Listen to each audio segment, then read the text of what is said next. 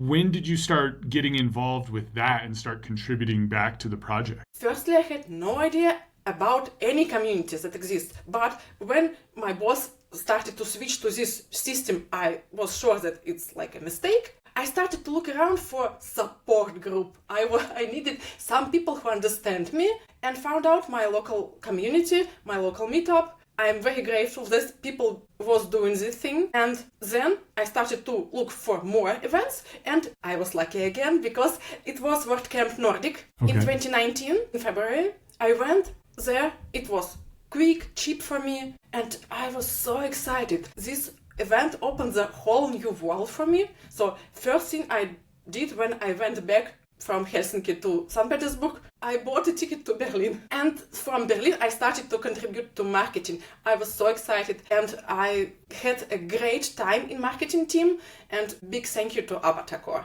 who mentored me and pushed me forward and convinced me that I actually can do things. Hey y'all, it's Roger with Kinsta. I'm joined today by a new friend, Olga. Hey Olga, how are you? Nice, thank you. Great to see you. Yeah.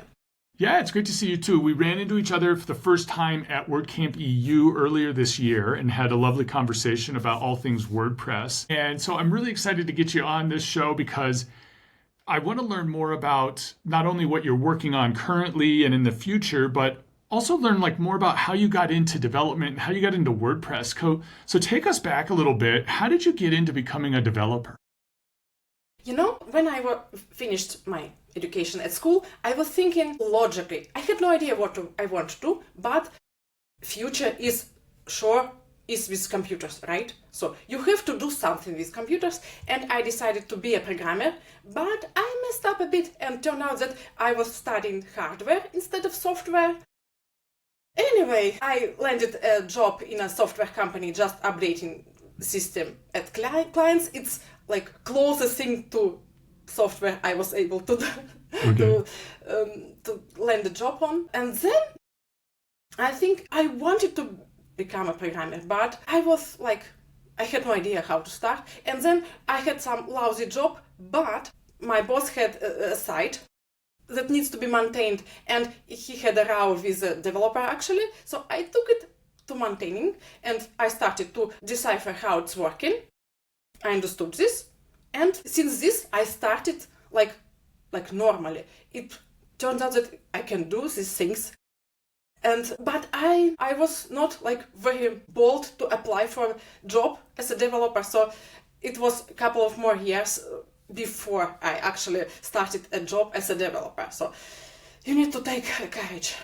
Yeah, no, absolutely. So with that first website, how was that being built? Was that just raw HTML or was there a system to it? It was custom-made system by this developer, but I read the code on PHP, I understood this, I started to write my own content management systems. Yeah, so I took a hardware way to these things because I had no idea how things should be done. So I had only one working example, but I was lucky to have this. And actually, I started to write my own things. Okay. At what point did WordPress kind of enter the scene for you? Of course, when I started to develop sites, people start asking me to help with something that already exists. And I started to come across WordPress. Sometimes, for example, a developer made a mistake into infinite loop in its theme, and I had no idea what the whole thing is about. It took me 2 whole days, the whole weekend, to find this loop. But I solved the problem, and it was the key. Okay, absolutely. When did it kind of click wow, this WordPress is much easier than just rolling my own content management system? I think it clicked very quickly, but I was able to figure out which system is the best one. I was working with another one and with a couple more systems, but then I landed a job in fashion company, and I had a site to maintain and develop further. But then my boss decided that he needs a cool new look, and I was unable to produce cool look. I can produce normal functional look, not cool one. So he found an agency, and they've sold him another system I've already working with and was had no like great experience with this one. But they sold this system to my boss, and I was like in shock because I was feeling that we are making a mistake, but I had like no voice, nothing against this decision. It was like right feelings because it took like 2 years, a lot of money, a lot of stress for everyone, and boss blaming me as a result that I didn't tell him that it is a mistake. Yeah. Yeah, so at this point I've already understood that WordPress is the best choice and decided to start with WordPress. So we built this horrible thing and I went, then they asked me to return back and I supported them 1.5 years more. Yeah, and finally when I landed full-time cool job, I told them, no, I cannot support you anymore. 4 years. And it took them 4 years more to rebuild it with another system. Jeez. Yeah, people stumble on the same wreck again. Absolutely. Okay, so now you're like, okay, WordPress is kind of what I want to work with. Was there any like specific features about WordPress that made you initially go, yeah, this is the one to work with? I think hooks, because I can figure out how to do things on my way. Like if I need to change some things, I can do this, and I'm sure that I can do this. And all plugins, like reliable plugins, offer hooks as well. So you know that some things can be done. You just need to figure out how to find right hooks, etc. And for example, REST API as well. You can easily extend it by your own endpoint and do whatever you want. It's easy. And if things are like looking hard with WordPress, most likely you are doing them the wrong way. So it is easy. Everything is easy. Apart possibly from Gutenberg. Okay. Okay. All right. So are you sold on Gutenberg, or is it kind of still iffy for you? No, I'm doing blogs. I'm working with blogs right now all the time, but it took me like a month to figure out how things are working. It was like next big challenge. Gotcha. Right now I'm quite comfortable and quite happy because yet again I can do whatever I want. And, editors are happy when I'm presenting you like new feature. Of course, my manager is presenting new feature, getting all the like excitement from editors, and I'm just getting a response that it's working great. All right. Okay, so at what point, so you're designing, you're building with WordPress. At what point did you realize, hey, there's this whole other side of WordPress, the open source project? When did you start getting involved with that and start contributing back to the project? Firstly, I had no idea about any communities that exist. But when my boss started to switch to this system, I was sure that it's like a mistake. I started to look around for support group. I needed some people who understand me, and found out my local community, my local meetup. I'm very grateful that people was doing this thing. And then I started to look for more events, and I was lucky again because it was WordCamp Nordic in 2019, in February. I went there. It was quick, cheap for me, and I was so excited. This event opened the whole new world for me. So first thing I did when I went back from Helsinki to St. Petersburg, I bought a ticket to Berlin. And from Berlin, I started to contribute to marketing. I was so excited, and I had a great time in marketing team. And big thank you to Avatar, who mentored me and pushed me forward and convinced me that I actually can do things. Excellent. So would you say that the in-person events for WordPress are really what pushed you even more into the community? Yeah, to feel you like part of a community. But of course, we had great time online in the marketing team. And right now, we still have this great time. But WordCamps is the things you should not miss. Absolutely. Okay, so today you're involved with like testing and some different things. What are you currently working on, and what are you looking forward to work on when it comes to the open source project? Right now, I'm a representative of test team, but my term is going to the end. We will have new people, and right now I'm looking forward to support new contributors in WordCamp Asia as part of the organizing team, and I'm thinking about things I can do in community, investigate a bit more, but of course I'm very interested in continue to support new contributors because this is the future and helping people is what motivates me. I think this is very important. Provide an ability for people to learn to help them grow. Absolutely. The mentor side of the WordPress project to me is always the most impressive part of it. Because with open source, right, the whole idea is this community and getting people in and working on the project. It seems like right now, one of the issues that I keep seeing is that the contributors to WordPress are aging out a little bit. I've got gray hairs in my beard here, if you can see, but what is your take on how do we get younger people more interested in WordPress? I think Gutenberg is one thing because we need new cool look inside and outside. And of course, we have a new initiative to bring aboard more students. Yes. Like Campus Connect. But we need a system because right now what we have like an issue is that people are contributing like, for example, a patch. And then this patch, no one is bothering about this patch. We need to establish a flow.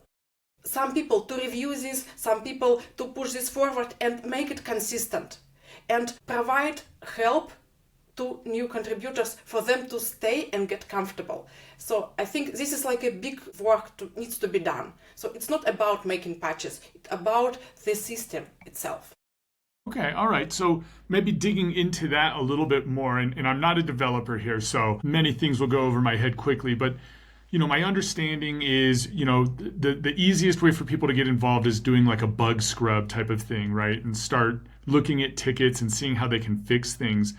But what you're really talking about is actually adding code and contributing patches and contributing improvements to it. What about the current program do you feel makes it more difficult for new people to get involved? Everything, and you're not sure how to start. And there is like, even if you are looking for like good first bugs, it's not exactly 100% guarantee that they are actually easy things. Someone decided that they are easy, but it's someone else's opinion as well. And we have a lot of tickets to look forward. So right now what we are offering people in test team is to specialize on one component. Look through the whole tickets, find some patterns, find some connections, understand the whole system before you actually will be doing something. And of course, you should ask if you have doubts, people with more experience, because you don't want to do some jobs that no one needs actually. So you need help, but sometimes you need to ask for this help and be open to communication and to interaction with people. Because if you are staying calm and just get lost, you are stuck. So you need to collaborate with people, ask questions. And this is what we need to offer to people, make more easier for them. Because some people are shy. No one wants to look stupid or something. Like, I don't know, things. Yeah, because we have like complicated things. We have a lot of tickets, more than 8,000 only in core. And we have Gutenberg as well. So a lot of things to do. So we need some people who will be guiding new contributors, who helping, who reviewing, and make it consistent. Yeah, for me, it's like a dream. I want this to be happening. Okay, all right. So there is already a mentorship program for people to get involved with. Do you think that that's going on the right track? We had several contributor mentorship program, but right now we don't have active program. Oh, okay. So it was 3 times we did this. So I think we need this on a consistent base. So if I want to be taught, if I need a mentor, I'm raising hand and waiting until I will get a mentor or something. Make some kind of group of people and mentors with them, working in a group, something like this. So I think we should have this more consistent and all the time. Okay. Do you think, one of the things that came across to me when I was looking at the mentorship program is it seemed very organized, but at the same time, maybe too organized. And what I mean by that is it was very regiment. You had a certain number of people that could apply and be a part of it.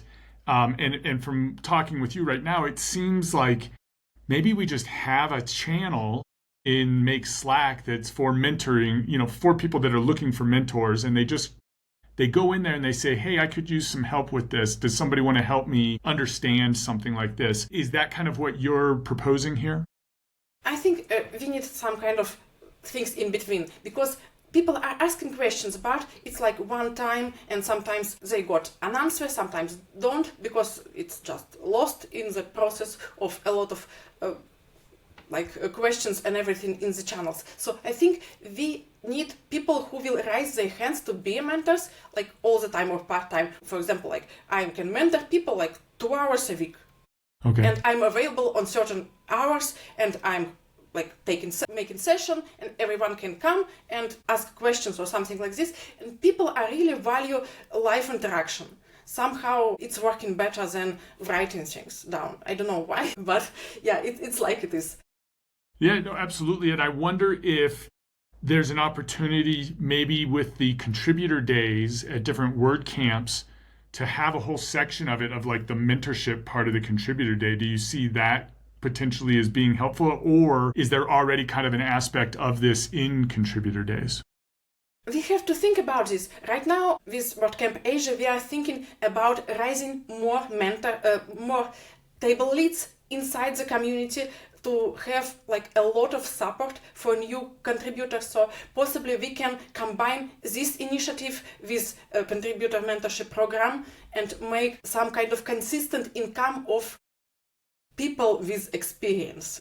Okay. Something to grow people from new contributors to experienced contributors to table leads to team representatives, etc. So we need to grow them in more in bunches. And I have no idea what is the right word about bunches. No, absolutely. I think what you're saying is we really need to establish a more consistent mentorship program so that people can sign up as mentors easily, and then people can be mentees easily. And maybe the existing program is maybe just a little too regiment, but we need to have some sort of organization to really make it work. So it's fascinating. I love seeing your passion and excitement for the project and your enthusiasm. WordCamp Asia, it sounds like, is going to be the next big WordCamp event for you. Is there anything else coming up that you want to mention?